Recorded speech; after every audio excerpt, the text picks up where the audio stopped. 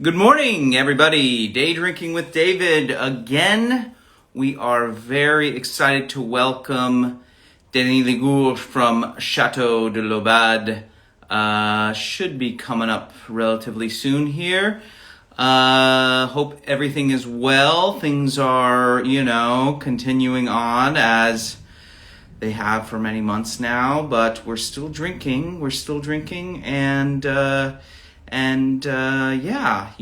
LA's a bit closed down right now, although it doesn't really feel like it, which is odd.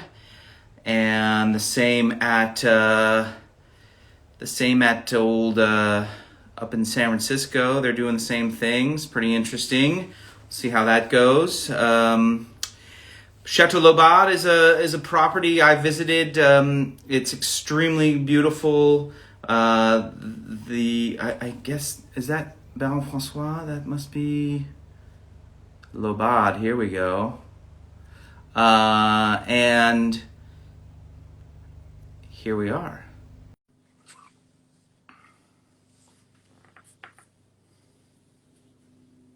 Denis? T'es là? Pas loin, j'espère.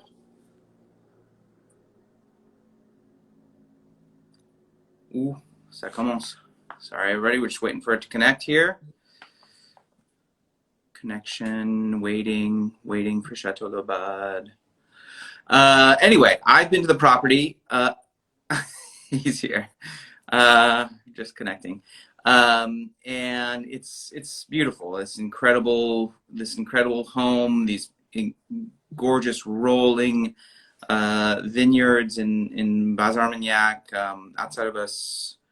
The town is oh my, why am I blanking on the name of the town? Sorbets, of course. Didn't happen. Ça n'a pas marché là. On va essayer encore. Voilà. And the property is, here we go. Voilà. Bonjour, bonsoir. Bonsoir, how are you? So great to see you, man. For joining us. Likewise. I hear the distillation in the background. I love that sound. This is so cool. So if everybody doesn't realize, making Armagnac, when you make it, you got to distill it. So we're checking it out today. How are you, my friend? Very great, fantastic. A little bit cold. Great. It's cold there, huh? It's winter. It's very rainy. Yeah? Oh, okay. Well, there you go. How was the vintage? You guys are just finishing up distillation, correct? We are very lucky because we are finishing in 2 days from now. So we will be able to see the still working for another 3 or 4 days. And then it will be over for the whole year. Well, so great. This is such great timing. And we met, gosh, is that 2 years ago now at the property? Oh, yeah. Yeah, that time flies, huh? Even when you're sitting at home doing nothing. Or I guess we're all working here, but and you have a very historical property and I would say a very specific idea of what Armagnac should be and can be with an eye to the future. But can you tell us a little bit about your family and what you do and how you became involved in Chateau de Laubade? Of course, yeah. The story is very interesting and nice. We are Gascon people. We are from southwest France. However, my grandfather was pretty much in the agriculture, in the seeds business, corn, cereals, barley, Mm-hmm. And one day he was visiting a farmers, and he just stopped by Laubade, the farm, the property, which was for sale back then. We're talking about 1974. That was 46 years ago. And so I like to say that it's a little bit like Jeopardy, like, hazard. There is two possibilities. Either my grandfather continues to drive, either he decides to stop, and that's what he did. And if we are tonight here talking together and meeting friends and, sharing our passion for Armagnac, I would say it's really thanks to my grandfather, kind of risky decision to buy an Armagnac property quite large with some vineyard, but a lot of work, was to be made back then, So that's how it started, 46 years ago, and here we are, 3 generations later. Yeah, that's amazing. And I mean, for anybody who's been to Laubade, it's not the craziest decision, because driving up, it's this incredible place. It's a very beautiful place, and the house is gorgeous, so historical. I know you guys have redone quite a bit of it since he purchased it. Indeed. And you're also making wine as well, right? You have, I know we sell some of your properties. Yes, absolutely. Armagnac is our core business now for 3 generation. So it's really how it started for my father and for my generation with my brother, my sister. However, yes, we operate a tiny vineyard in Madiran, which is very nearby, with a Tannat grape, Chateau. And we also operate 2 single estate property south of Bordeaux in the Grave appellation. But Armagnac is still, the main and very, very important in our business, in our family history. And yes, in 1974 it was a little bit crazy, but as you say, the landscape, the region, the terroir is so amazing that my grandfather envisioned that it was a fantastic opportunity not to be missed, back then. But it was pretty crazy still. Yeah. And so my father, just after, in the following years, in the 1970s and in the 1980s, invested a lot and worked tremendously to, rebuild the vineyard and increase the size of the vineyard, because the vision since day one was we wanted to be a key reference in Armagnac, like a little bit the Hermès of the Armagnac, in a way that we wanted to have a real attention from the grape growing to the bottle, from vine to the final product. So my father planted a lot of grapes, a lot of vineyards, and also he started to invest in the as you can see, the barrels or the fût and the cask. And also very quickly we started to have our own distillation process. I can show you if you want. We are in the distillery. Look. Yes. Okay. Let's have a look. I'm gonna turn. Can you see here? Yeah. Beautiful. So this is a unique patented column still, like we like to have in Armagnac. This is the traditional column still with about 6 plates in the column still here. The principle, it's fantastic. It's just amazing. This is the chauffe-vin, where the wine is being put, and the wine is being put at about 10 degrees Celsius. It's very high acidity, nice floral and fruity aromatic profile. And then the wine moves up on the inferior pipe, where it going to go down in the column still. And here it's the boiler, is where the Armagnac, the wine is being, boiled, heated, exactly. So we heat the wine by natural gas. We like to use a direct flame, opposite to vapor flame, which is, I think, more commonly used in whiskey, in Scotch. And we like to have a very, very even heating, so the vapor can move up very slowly and mix together with the wine, which continues to flow down.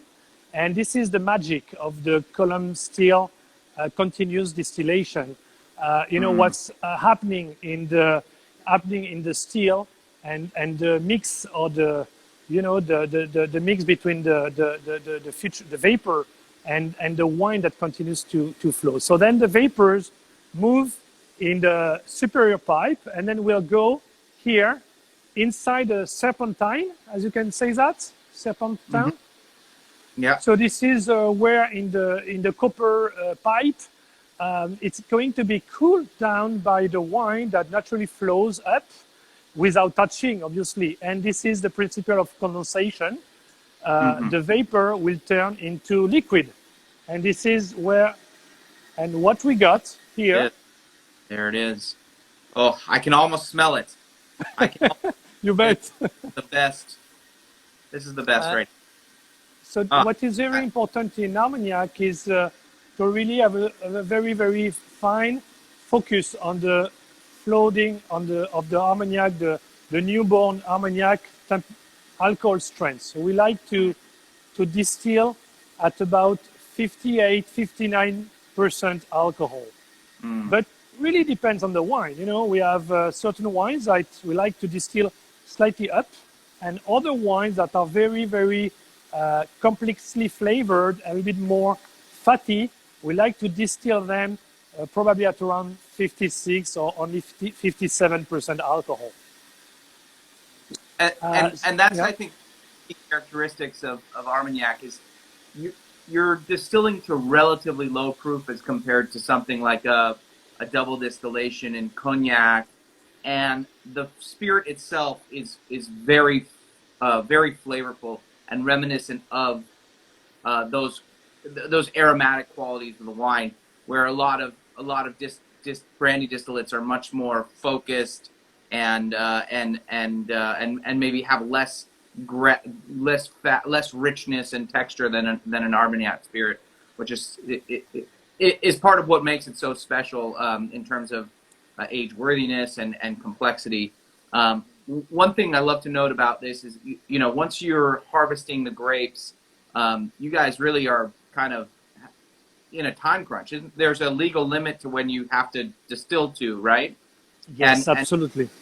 And because you cannot add any preservatives to the wine, like most table wine would have, sulfur or, whatever other methods to preserve it, you must start distilling as soon as the wine is done fermenting and continue until it's done, essentially. What is that limit? How long do you have until you can't distill it? Okay. So yes, distillation limit is March 31st, pretty much like in cognac. Yeah. However, at Laubade, we like to distill very, very early. We are, obsessed in a way of preserving the natural flavor and natural aromatic potential of the genuine wine. And even more with the global warming, which is a reality in the last decade. We've seen very, very dramatically. I remember when I was a child, we were not starting harvesting and distilling until, let's say, mid-October, end of October. For the first time ever in the history of the Chateau, we started to distill on August 31st. Wow. It's quite impressive. So we harvested for around 4 to 5 weeks, and we always like to harvest each single grape separately.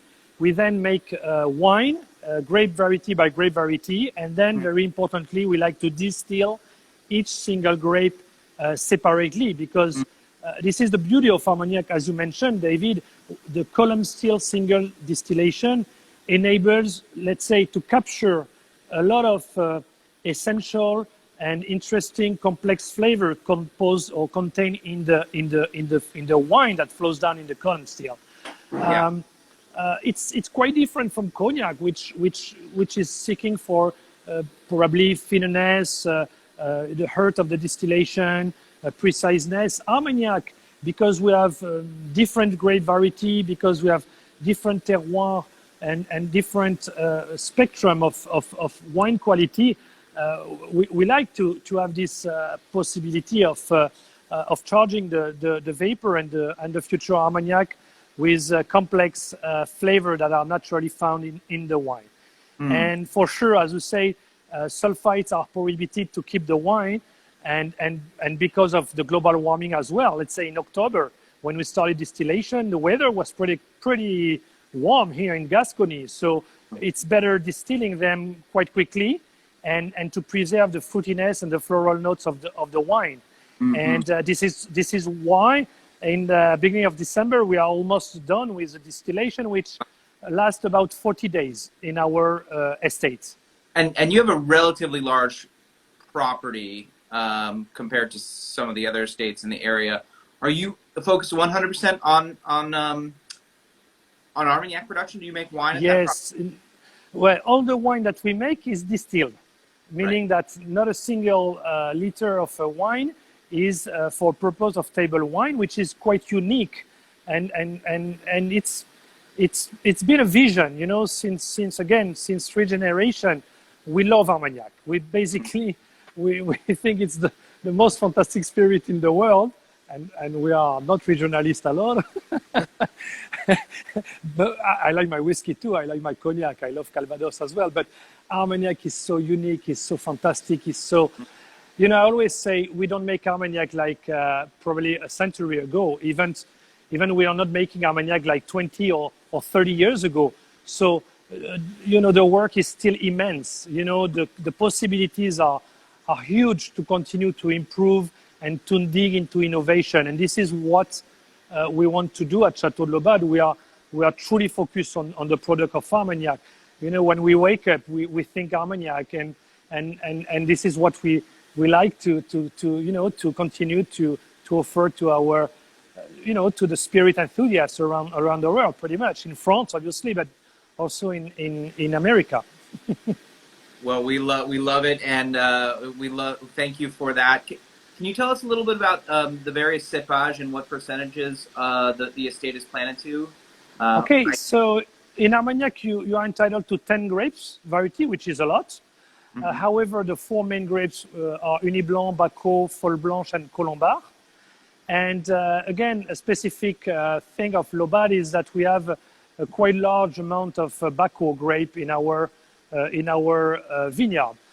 So to answer your question, we currently cultivate 260 acres of vine, which is 100 hectares. And basically, we have a good 40%, which is planted of Bacchus.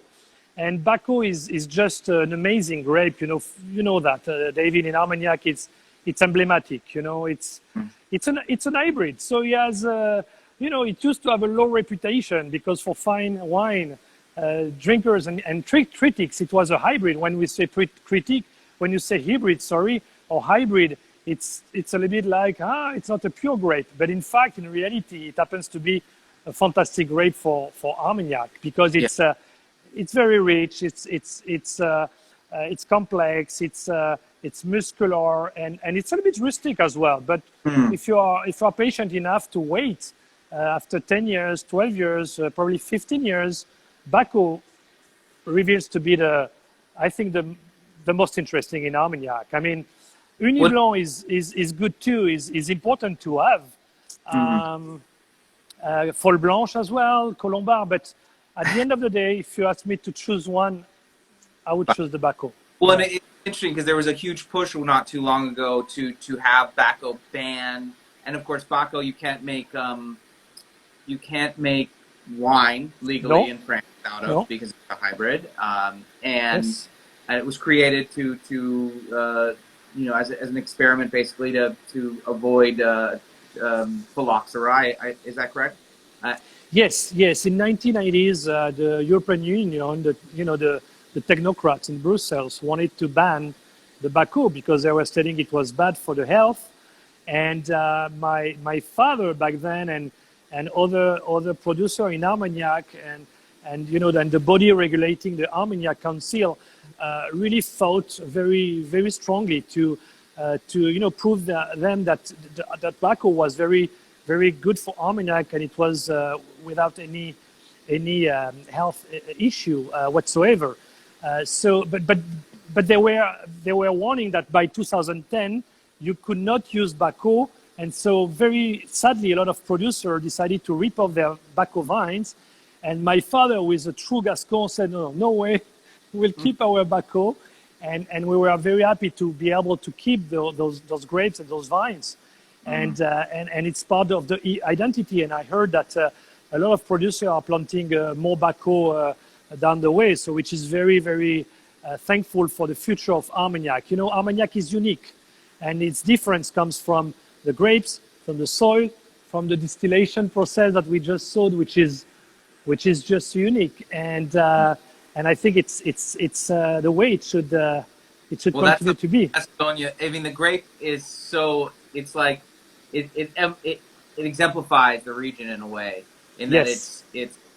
it's so unique to this place, and it's so complex, and almost just like culture in Gascogne. It's a very, it's terroir, like right there, even though it's not Ab- what they want in Brussels. Absolutely, and moreover, David, it's not by hazard that this man, Mr. Bacot, back in 1890, he found this grape by doing a lot of agronomic researches.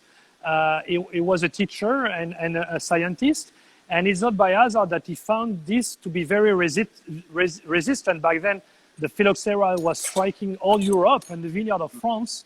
And so the beauty of Bacot, not only it brings a lot of character and a lot of unicity to the Armagnac, but the beauty of it's very resistant to many kind of classic disease of the vine, right, including the pourriture. I mean the black rot, the other disease. So ultimately our goal is to produce, by caring the environment and being eco-friendly is part of our values, in Laubade. Less chemicals in vineyard, less need to spray. All these things are yes. It's so important. So why bothering in other grapes that need a lot of attention, possibly some pesticides, when Bacot is truly amazing to manage. I'm not saying it's super easy and it's just the most fantastic. It needs some care. It needs to be distilled the right way. It needs to be aged in barrel the right way as well. But ultimately, it let's cross all the. Well, it's not like Folle Blanche, where from what I hear, making wine from Folle Blanche is like, you look at it wrong and it just withers on the vine. Folle Blanche is nice too. I mean, I must agree that it's. But it's very hard to cultivate, correct? No, or is that? Absolutely, absolutely. It's very sensitive, very fragile. You have to accept to lose sometimes 20%, 40% of the crop. You have to be very, very, very attentive on the vine management. We have about 20 acres of Folle Blanche still, but they are planted in a relatively higher elevation, facing south, so easy to dry off, less sensitive to humidity. We like to éclaircir les feuilles, the leaves, in order to preserve from the humidity and save the Folle Blanche. So it's more gardening in a way, but it's nice as a complement to Bacot, definitely. Definitely. Giving elegance and lift and a finesse that as opposed to Bacot's muscularity, intensity. Yes. Wonderful. Well, I think we had talked about maybe walking through the cellars a little bit. Do you want to tell us a little bit about what happens after distillation? An equally, if not more important part of the process. Equally important. Yes. Let's do that. It's a bit risky because it's 7 p.m. here in France, so it's very dark. So I have to manage going outside, and I hope that the connection will still be fine. It's about 20 meters or 30 meters from here. So I'm gonna penetrate in the cellar we call Chateau in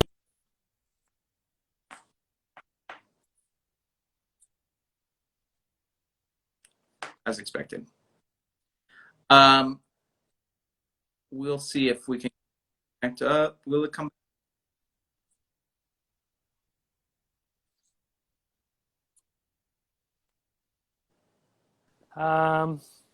I should be back. Okay, we lost Denis. We lost you for a second. Oh, there we go. There it is. Oh yes, sorry for the slight interruption. Is it fine? Can you see me, hear me? Yes, we see the barrels. We hear you fine. Okay, that's fantastic. So I was saying that Chateau number 1 is one of the 7 different warehouses or cellars, and this is also a fantastic fantastic, how can I say, organization for us, because each single shea has a slightly different humidity level and even temperature. And also on top of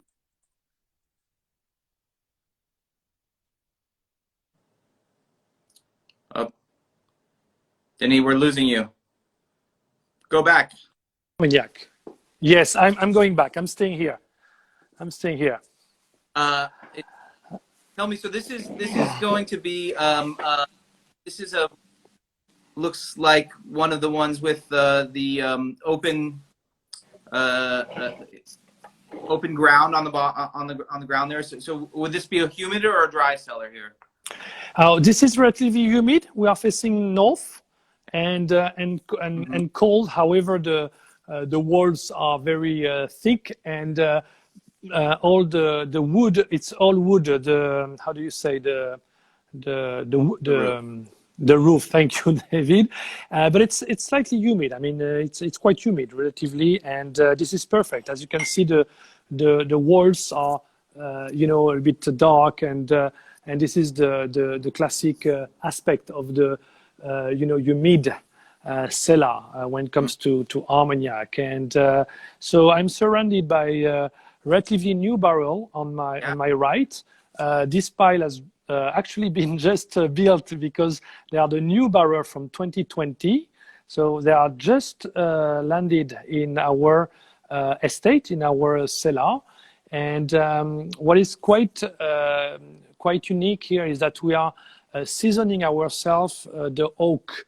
Right. So not from specifically from our estate, because even though we have a forest of oak, French oak, pedunculate wood, those forests and those wood are still not ready for crafting the staves and crafting the future barrels. But one day, in about 150 or 180 years from now, we will be pleased to be fully. Yes, it sounds like crazy, but it's we have to start someday. And again, I must say that I'm so thankful to my father, my grandfather, previous generation, who have thought cleverly out of the box how we can truly integrate our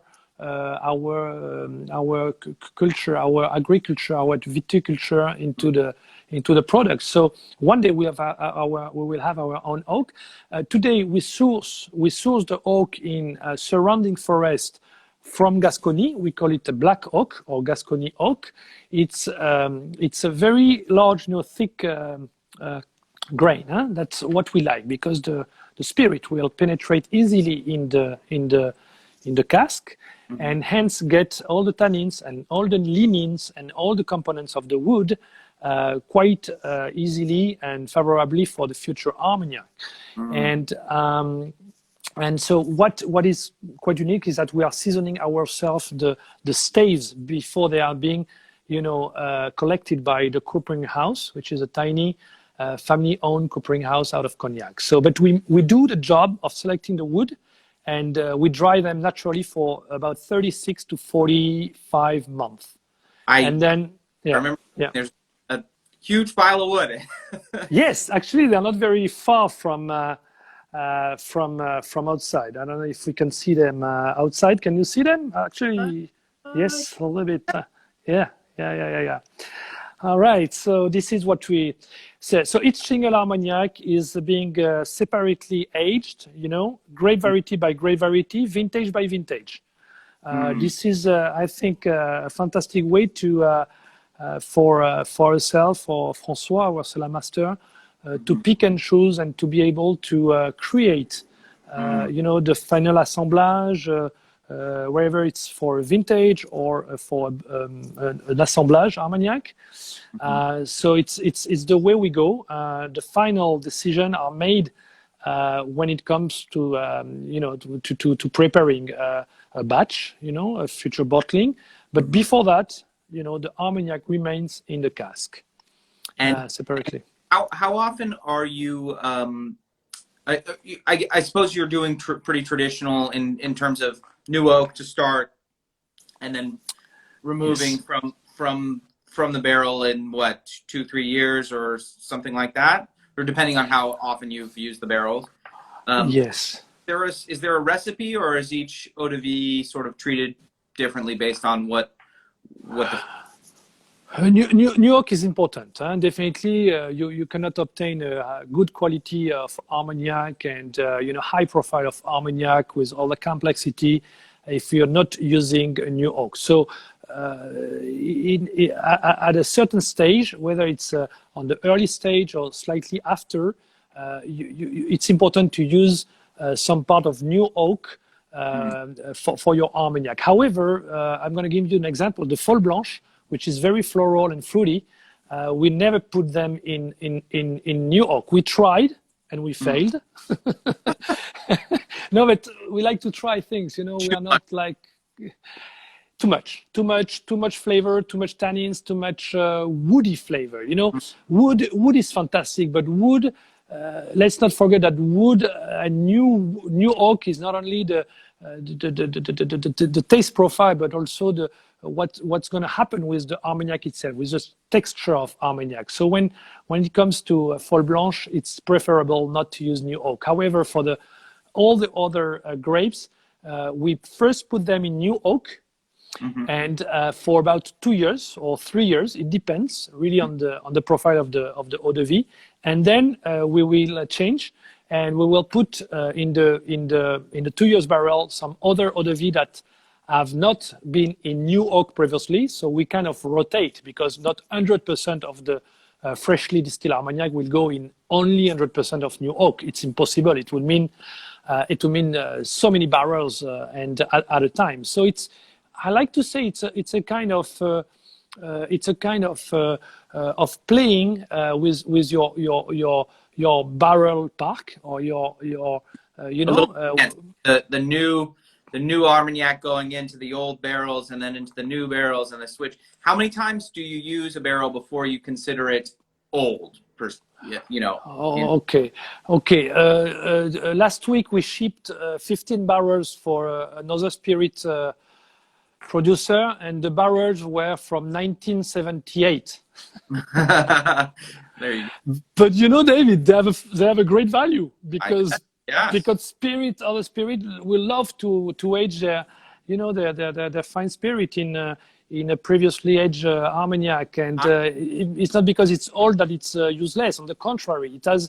I mean, the second market of empty barrel is flourishing right now with the craft spirit. We bottled a High West bourbon that was aged for 2 or 3 years in Armagnac barrels, and it's one of the best we've ever done. Good. I wonder where it came from, though. They wouldn't tell us. Okay. Good to know. So I'm gonna give you a little secret.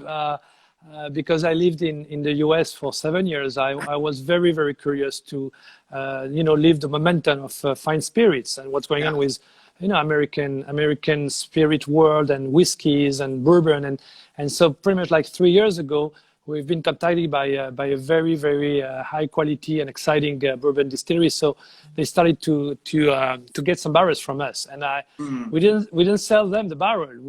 We gave them the barrels. So they paid for the transportation.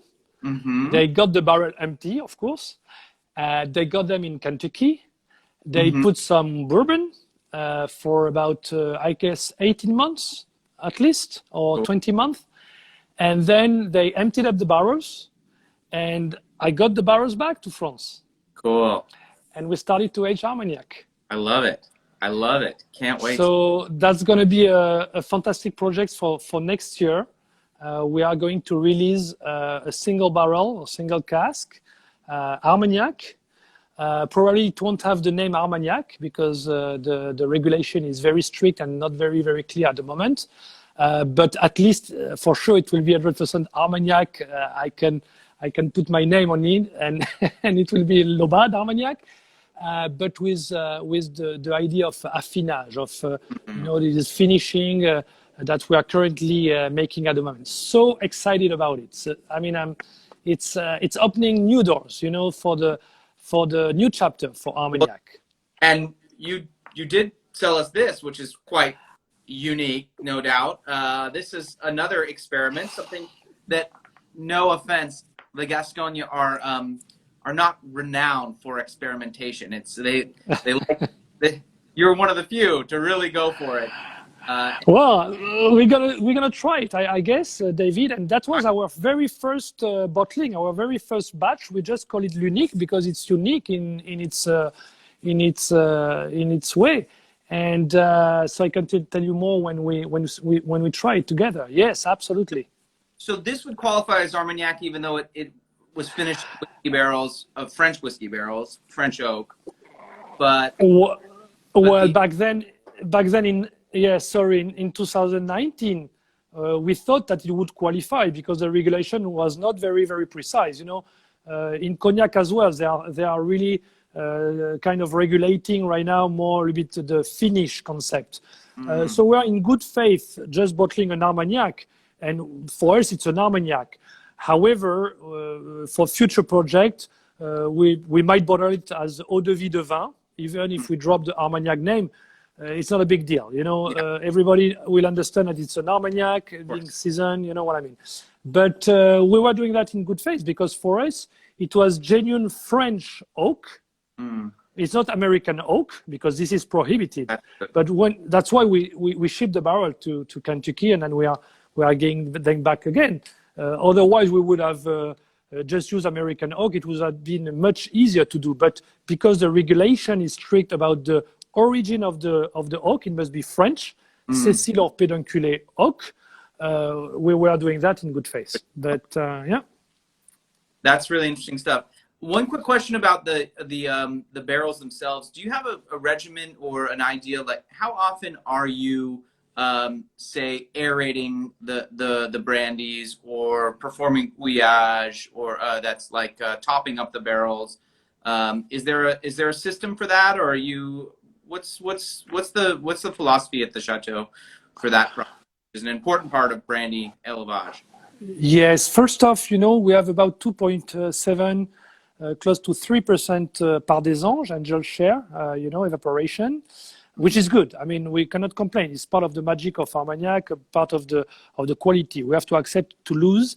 And what we usually do is that we top up the barrel or the cask with the exact same Armagnac, meaning that if we miss, let's say, 5 or 6 or 7 liters in a 430 liter cask, we will top up the same cask. I mean, the cask with the same Armagnac, because we want. Obviously, yeah. Exactly. Once a year or every 18 months, it depends. When it comes to aeration, we might take the opportunity to this topping up of the barrel for an aeration that could last a good couple of hours, close to 3-4 hours.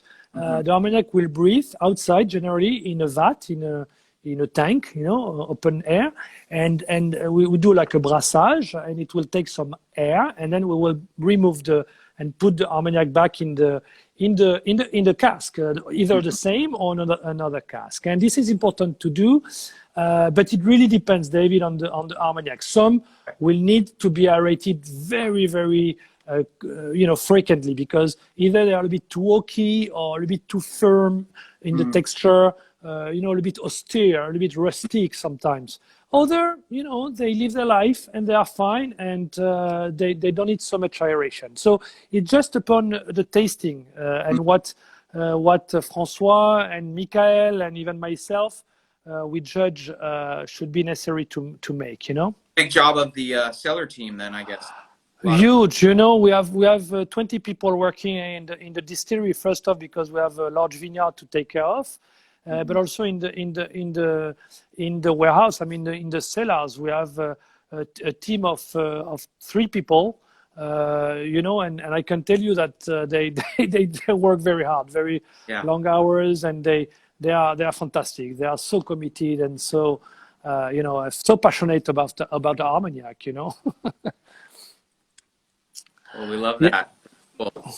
Very cool. Well, we've only got about 15 minutes left, so let's I can't stand it anymore. We must. Yes. It's too long. Were we able to go see the Paradis? I know it's one of the most beautiful in all of California. I don't know if the. Oh, I regret, David, because it's really in an area that has no connection. You know, Nope. here in Gascony, sometimes 4G or even 3G is not accessible. Yeah. So I truly regret. But yes, let's. It's a little bit dark. I'm sorry if you see me a little bit dark.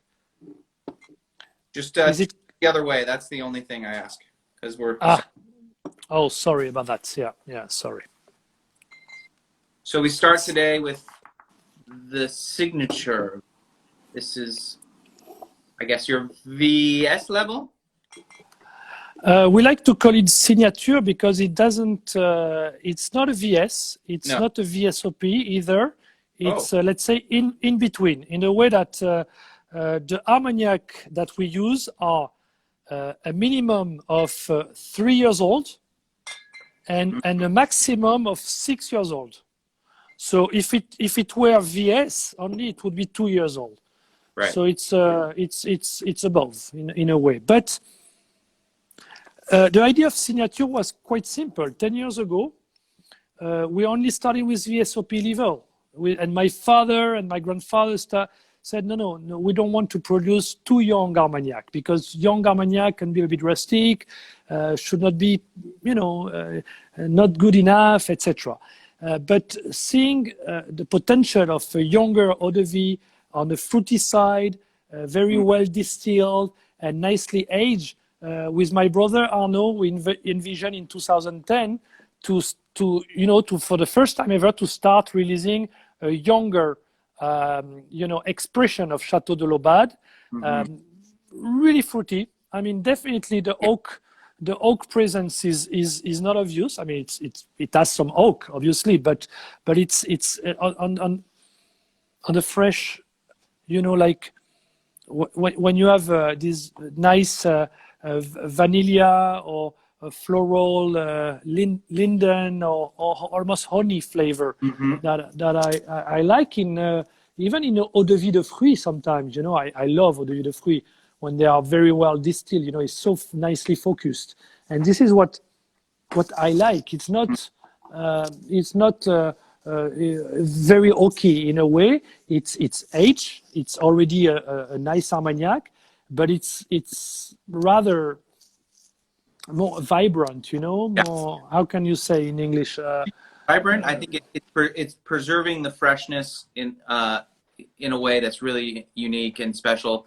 42%.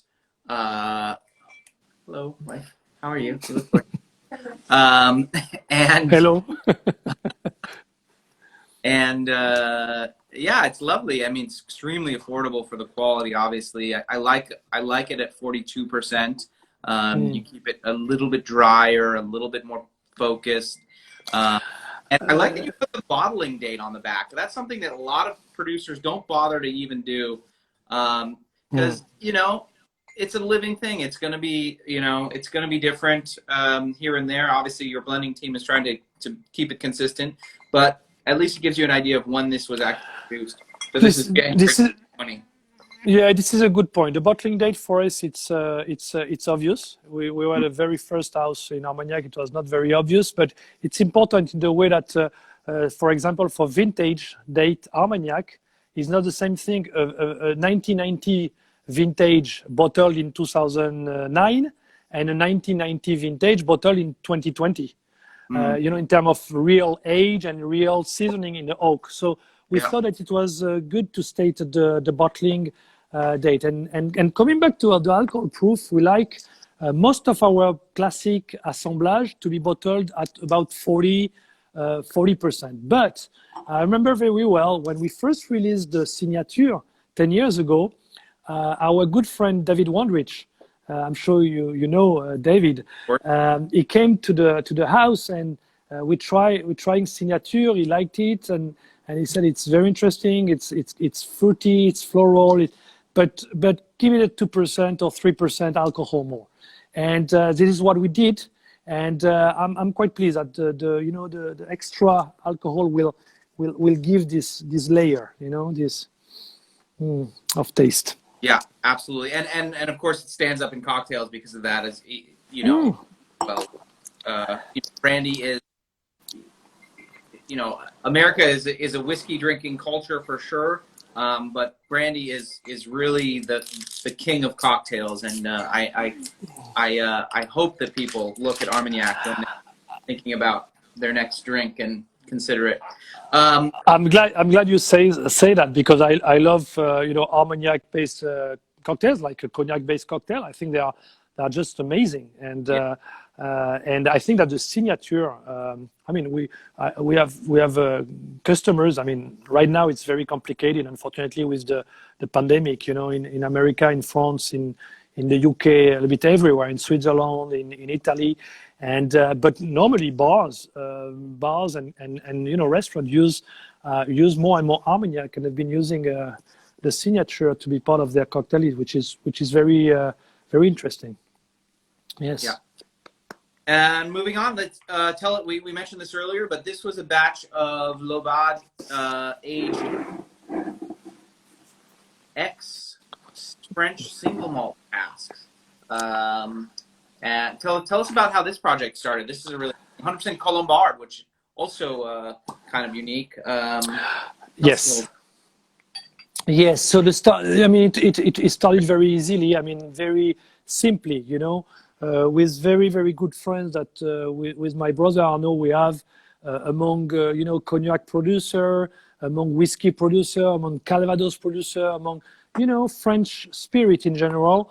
We were chatting and having good time with some friends, and one of them is a whiskey producer, very talented whiskey producer, and in Lorraine, and we decided to use. I mean, he offered me to ship one barrel that had contained one of his whiskey, unpeated, because this was very important.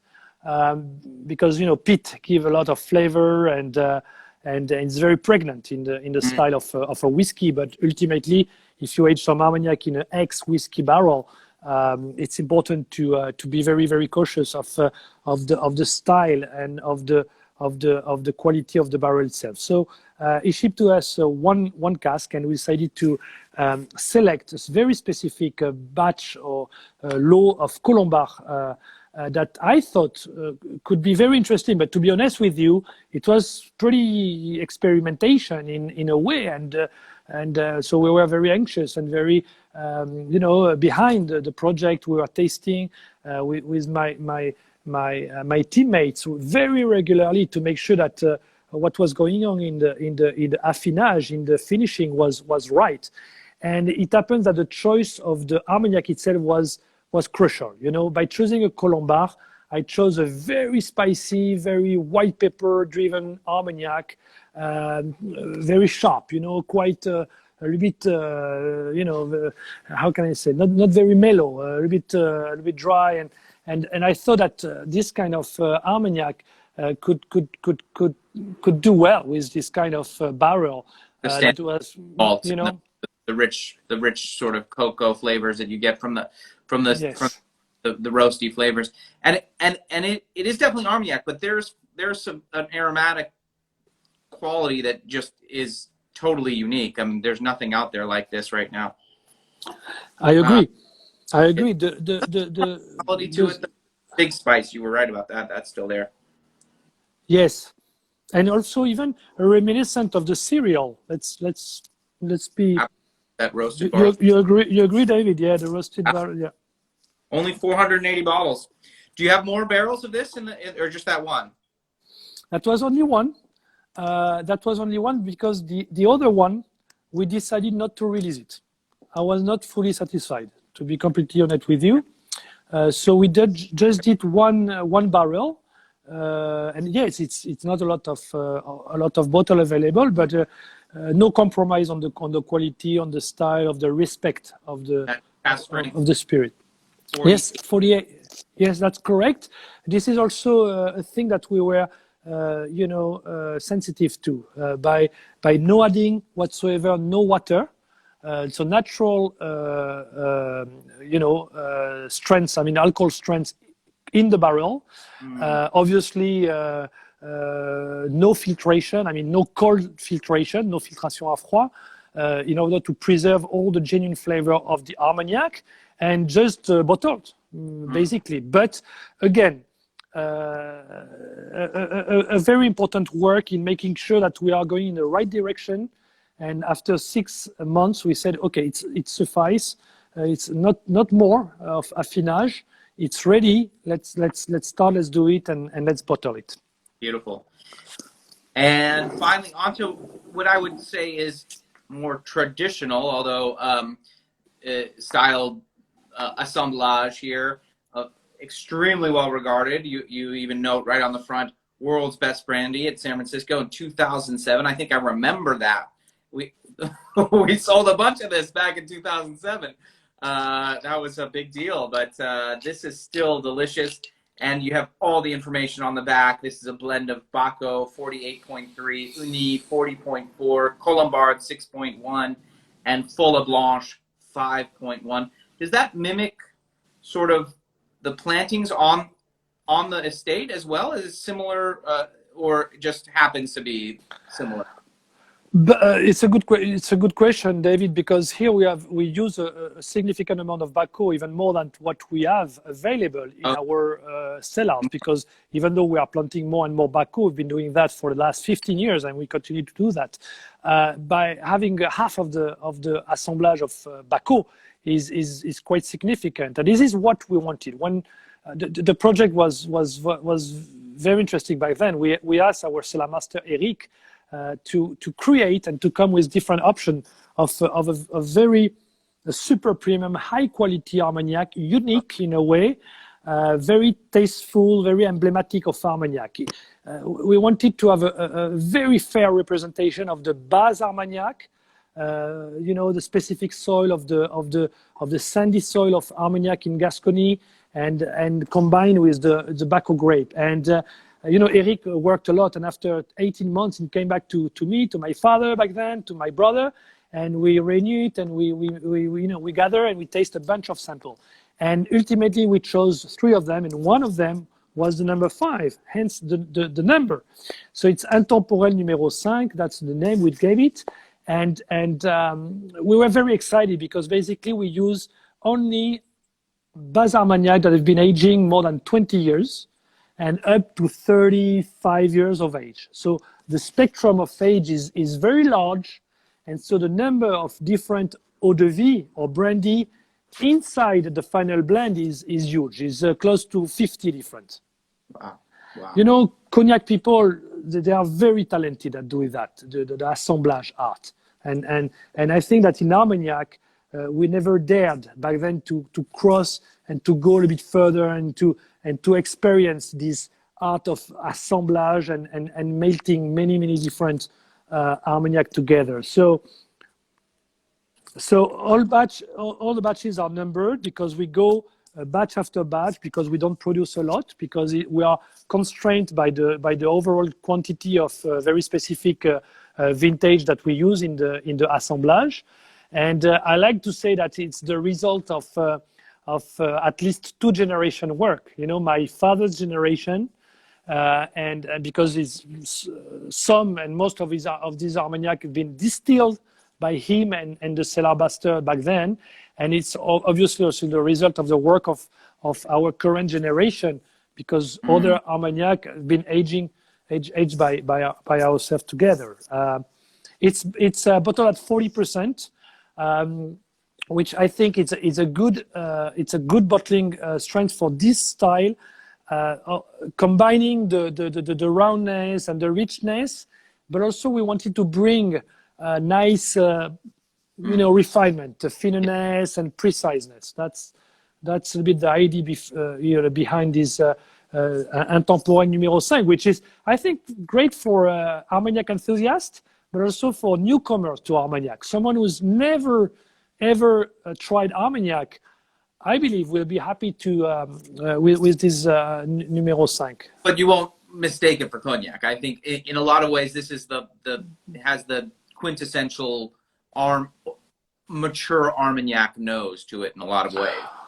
Yes, first off, because of the grape, obviously, the Baco, as it's definitely an impact, but also because as we say earlier, we only make single distillation in the column still, which is Right. the classic traditional distillation in Armagnac, and which makes the eau de vie quite different from cognac in a sense.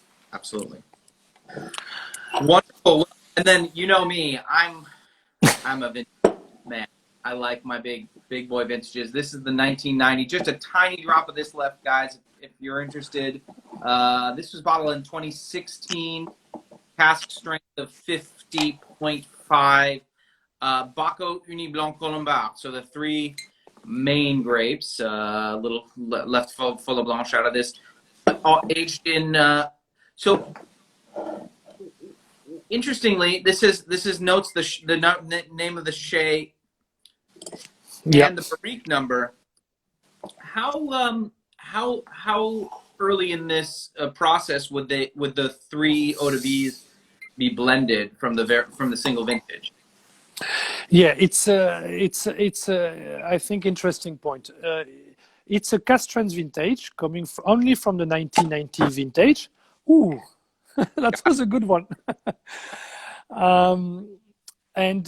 But yes, it has inside three different grape varieties. So definitely we are using three different Armagnac from that very specific year, but from different grape. And so what we like to do, we like to make the final assemblage, the melting and the blending together at the very last moment.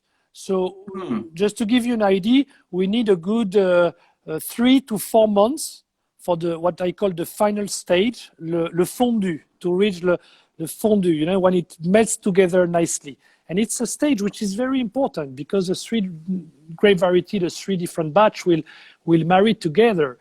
And you cannot rush things. But at the same time, we don't pre-blend before that, meaning that 30 years old Armagnac, for 29 years and a half, they've been living their life separately. And then for the last 6 months, we've been melting or blending them together. In an old. So you're doing the blend and you decide, okay, we need this part of Colombard, and then that goes into the barrel and they marry for another 6 months. This. Well, lovely. Yes, that's what we do. We never use a new oak whatsoever. Each single component of the final assemblage is ready to be married, is almost engaged in a way. So we don't want to, it's just a very old barrel will be used in this very specific cellar, and then we just make them blended together. We'll do a very, very light filtration, no cold filtration, and then it's bottled at the full strength. So there is no water added. The strength here it's 50. I don't know. I think you have what alcohol strength do you have? We have 50.5 here. Yeah, this is the strength that I have in my sample here as well. July 2016. Yes. Wow. And so it's. I think it's okay. It's strong. It's 50% alcohol, but again, the art of a fine distillation, of a proper aging, of the wood. Seasoning is at the end you don't feel so much you feel that it's entire, it's a full, it's nicely complex but it's not aggressive at all. The alcohol is not harsh.